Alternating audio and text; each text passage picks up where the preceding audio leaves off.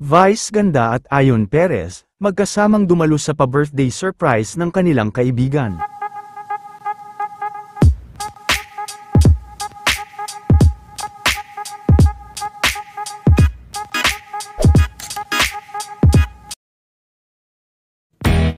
Talagang hindi nga maubos-ubusan ng mga ganap ngayon si Vice, dahil bukod sa napakadami nitong upcoming project, ay hindi rin naman ito nawawalan ng oras sa kanyang mga kaibigan.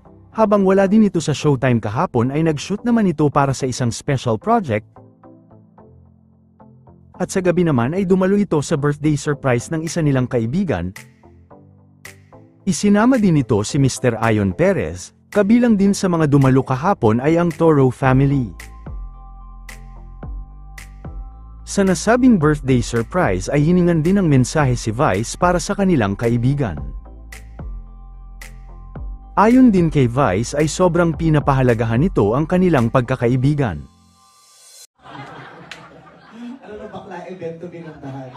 Happy birthday, Ben! Happy birthday! Mahal na mahal ka namin ni Ayon kayong dalawa nito, Ralph. Kaya hindi pwedeng hindi kami pumunta o sumaglit man na kahit ano man ang sitwasyon, kailangan humabol kami dito dahil ganun ka namin binavalue kayong dalawa ni Doc Ralph. Yung relationship natin as friends, sobrang mahalaga sa amin and